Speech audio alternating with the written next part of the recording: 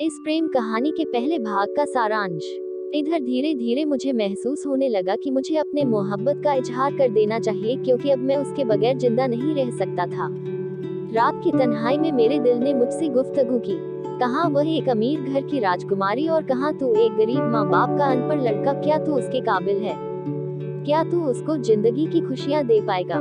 क्या तू चाहता हूँ कि तुम्हारी बदनसीबी के अंधेरों में उसकी हंसी गुम हो जाए? मुझे उसके साथ अपने ख्वाबों के महल सजाता देख मेरी अंतरात्मा ने मुझे आईना दिखाया। जिंदगी में आज पहली बार मुझे अपनी गरीबी पर रोना आ रहा था। हॉट टचिंग लव स्टोरी मुझे आज भी याद है, जब एक बार हमारे परिवार के ऊपर मुसीबतों का पहाड़ टूट पड़ा था। सबसे पहले मेरी दादी की डेथ हुई। उसके कुछ ही दिनों बाद मेरा 6 साल का भाई डायरिया का शिकार हो गया। फिर उसके कुछ ही दिनों बाद मेरी भाभी का देहांत हो गया। आज भी वह दृश्य मेरी आंखों के सामने बार बार घूम जाता है। बरसात की दिन था, रुक रुक कर लगातार बारिश हो रही थी। रात के 10 बजे थे। भाभी का शव एम्बुलेंस से उतार कर द्वार पर रखा हुआ था। सारे पड़ोसी और हितैषी अपने अपने घरों में जाकर सो चुके थे, परंतु अंजलि बड़ी समझदारी का परिचय देते हुए मेरे बिलखते परिजनों को सांत्वना दे रही थी। उसने मेरी माँ और बहनों के साथ मिलकर सुबह तक सारी औपचारिकताओं को पूरा किया। ऐसा लग रहा था कि वह कोई गैर नहीं बल्कि हमारे ही परिवार का सदस्य है। वह थी ही कुछ ऐसी कि उसके प्रति मेरे निश्चल प्रेम की गहरा होता जा रहा था।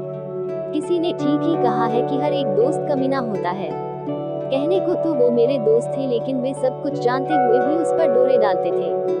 वह थी ही इतनी खूबसूरत, शौक और चंचल कि मेरे प्रति दोस्तों मन में ईर्ष्या उत्पन्न होने लगी।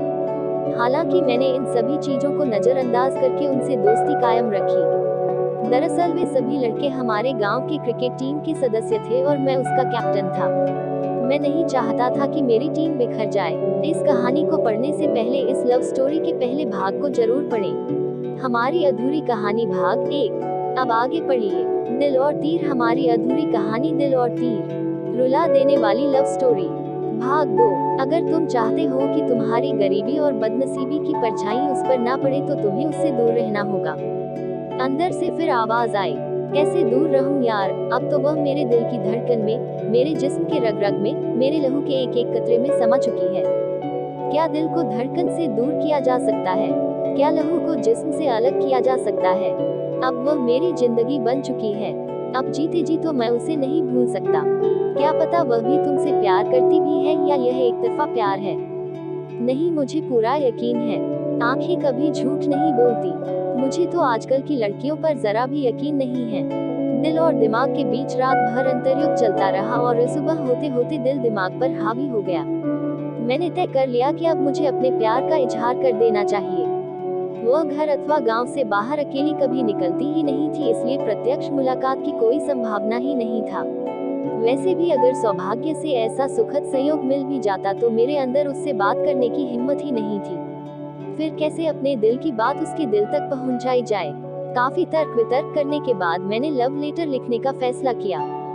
प्रिय अंजलि, काफी दिनों से सोच रहा था कि तुमसे अपने दिल की बात बताऊं, लेकिन डर लगता था कि कहीं तुम मुझे गलत ना समझ लो और कहीं मुझसे नाराज ना हो जाओ, इसलिए मैं चाहकर भी अपने दिल की बात कह नहीं पाता था। परंतु अब मेरा जीना दुश्वार हो चुका है। रात भर मैं सो नहीं पाता हूँ। जब से मैं तुमसे मिला हूँ तब से एक पल के लिए भी तुम्हें भूल नहीं पाया हूँ। हर घड़ी हर पल बस तुम्हारा ही चेहरा मेरी आंखों के सामने घूमता रहता है। समझ ही नहीं आता कि क्या करूँ, कैसे तुम्हें अपने दिल की बात बताऊं। लेकिन आज अपने दिल के हाथों मजबूर होकर तुम्हें अपना पहला प्रेम पत्र लिख रहा हूँ। उम्मीद है तुम मेरे दिल के जज्बातों को जरूर समझोगी। अंजलि, मैं तुमसे बहुत बहुत बहुत प्यार करता हूँ। मैं तुमसे इतना प्यार करता हूँ कि उसे शब्दों में बयां नहीं कर सकता। तुम्हारा खूबसूरत चेहरा मेरी आंखों में बस चुका है। जिस दिन मैं तुम्हें नहीं देखता हूँ उस दिन मैं बेचैन हो जाता है। रात भर मुझे नींद आती, बस रात भर तुम्हारी याद में करवटें बदलता रहता हूँ। तुम मेरे दिल की इतनी गहराई में उतर चुकी हो कि मैं चाहकर भी तुम्हें बाहर नहीं निकाल सकता। तुम मेरे दिल की धड़कन में बस चुकी हो। अब तुम मेरी जान बन चुकी हो। अब अपनी पूरी जिंदगी तुम्हारे नाम लिख चुका हूँ। मैं नहीं जानता कि तुम मेरे बारे में क्या सोचती हो और ना ही यह जानता हूँ कि तुम्हारे दिल में मेरे लिए क्या है, इसलिए तुम अपने दिल की बात पत्र लिखकर जवाब जरूर देना। हालांकि तुम्हारा जवाब चाहे जो कुछ भी हो, मैं तुमसे कल भी प्यार करता था, आज भी करता हूँ और जिंदगी भर करता रहूंगा।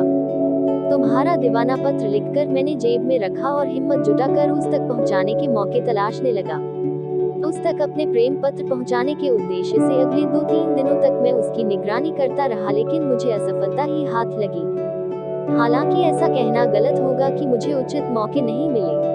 मुझे कई मौके मिले लेकिन मैं उसका लाभ नहीं उठा पाया।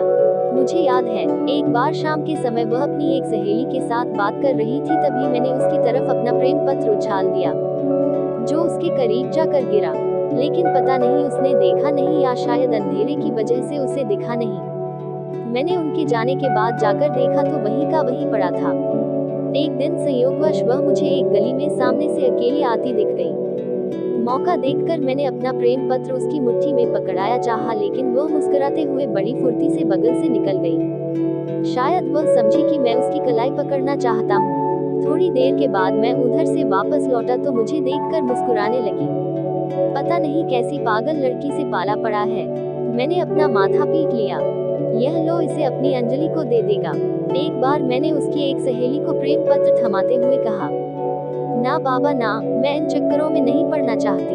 कहते हुए उसने पत्र लेने से इनकार कर दिया। ऐसे और अवसर कई बार आए जब मैं उससे अपने प्यार का इजहार कर सकता था, लेकिन इसे अपनी कायरता कहूँ या बुजदिली, चाहकर भी मैं उससे अपने प्यार का इजहार नहीं कर सका। उसके सामने जाते हैं न जाने मुझे क्या हो जाता था। उसके बाद भी ना जाने कितनी दफा मैंने प्रेम पत्र लिखा, लेकिन किसी को उसके अंजाम तक नहीं पहुंचा पाया। इसका एक कारण यह भी था कि कहीं ना कहीं मेरे अंदर एक डर भी था कि कहीं वह इनकार ना कर दे और हमेशा के लिए नाराज ना हो जाए। मैं किसी भी हाल में उसका साथ खोना नहीं चाहता था। बहरहाल हमारे बीच सामान्यतः जो बातचीत, हंसी मजाक और कभी कभार तकरार होती थी वो जारी रही। मुझे कभी ऐसा लगा ही नहीं कि वह मुझसे अलग है। सुख में और दुख में मैं हमेशा उसे अपने साथ पाता था। सारी जिंदगी तो तुम्हारी ही है और क्या चाहिए। खुद को उसकी बाहों से छुड़ाते हुए मैं पीछे पलटा। बस इतना ही काफी है। वह मुस्कुराई। चलो कुछ मीठा हो जाए। उसके गले में बाहों का हार डालते हुए मैंने शौकी से कहा, मैं चाय बनाकर लाती हूँ। वह मासूमियत से बोली तो मैंने उसे आजाद कर दिया। वह चाय बनाने नीचे चली गई और मैं फिर से लिखने लगा। मुझे बचपन से ही पढ़ने का बहुत शौक था, इसलिए मैंने उसके गम को भुलाने के लिए किताबों से दोस्ती कर ली। ऐसे वक्त में किताबों ने मेरा बड़ा साथ दिया।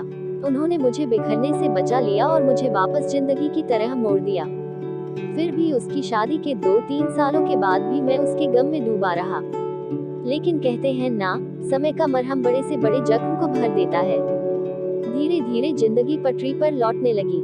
उसकी शादी के 3 सालों बाद मेरी भी शादी हो गई। मेरी पत्नी काफी खूबसूरत, मासूम और नेकदिल इंसान है तथा 3 प्यारे प्यारे बच्चों का पिता भी हूँ। मैं अपनी पत्नी और बच्चों से बेहद प्यार करता हूँ, परंतु आज तक मैं उसे लड़की को भूल नहीं पाया हूँ, क्योंकि उस लड़की की वजह से मैंने जीना सीखा है। उसी की प्रेरणा से मैंने अपने परिवार को गरीबी के दलदल से निकाल पाया हूँ। मुझे अपने दिल टूटने का उतना गम नहीं है जितना इस बात की खुशी है कि केवल अपनी खुशियों को कुर्बान करने से दर्जनों चेहरों की खुशियाँ बरकरार है। मैंने जो कुछ भी किया उसकी और अपने परिवार की खुशियों के लिए किया। वह भले ही मेरी जिंदगी में नहीं है, लेकिन उसकी यादें हमेशा मेरे साथ है। आज भी मुझे उससे उतना ही प्यार है जितना 15 साल पहले था। आज भी वह अक्सर मेरे सपने में आती है, बातें करती है और अचानक गायब हो जाती है। उसके जाने के बाद दिल में गम की ऐसी लहरें उठती है कि मैं उसमें में डूब जाता हूँ और कुछ देर के लिए खुद को भूलकर बच्चों की तरह रोने लगता हूँ। आज भी मेरे साथ ऐसा ही हुआ था। अब आप लोग ये मत समझ लेना कि मैं एक कमजोर, भावुक और अपरिपक्व इंसान हूँ। मैं एक स्ट्रांग, इंटेलिजेंट और जीनियस इंसान हूँ। मैंने पिछले 15 सालों अपने परिवार की सारी जिम्मेदारी अपने कंधे पर उठा रखी है और उनके हर सुख दुख का ख्याल रखता हूँ। अपने परिवार के साथ मैं एक सुखी और खुशहाल जीवन व्यतीत कर रहा हूँ और मैं ईश्वर से हरदम यही प्रार्थना करता हूँ कि उसका भी वैवाहिक जीवन सुखमय और खुशहाल हो। अब चूंकि हम दोनों अपनी अपनी जिंदगी में खुश हैं, इसलिए मैं नहीं चाहता कि मैं उससे प्रेमी की तरह मिलूं या वह मुझे प्रेमिका के रूप में मिले। मैं उसकी शादीशुदा जिंदगी में दखल देकर उसकी सामाजिक गरिमा को ठेस नहीं पहुंचाना चाहता और न ही मैं उसके वैवाहिक जीवन पर चरित्रहीनता का दाग लगाना चाहता हूँ। लेकिन मरने से पहले मैं उसके दिल तक अपने दिल की बात पहुंचाना चाहता हूं, ताकि वह मेरे दिल के जज्बातों को, मेरी मजबूरियों को समझ पाए। मैं नहीं चाहता कि उसके दिल में मेरे प्रति कोई गलतफहमी रहे, अन्यथा मरने के बाद भी मेरी आत्मा को शांति और सुकून नहीं मिलेगा। इसलिए आप सभी पाठकों से अनुरोध है कि कृपया इस कहानी को ज्यादा से ज्यादा शेयर करें, ताकि यह कहानी उस तक पहुंच जाए। वह जब इस कहानी को पढ़ेगी तो समझ जाएगी कि यह उसकी ही कहानी है।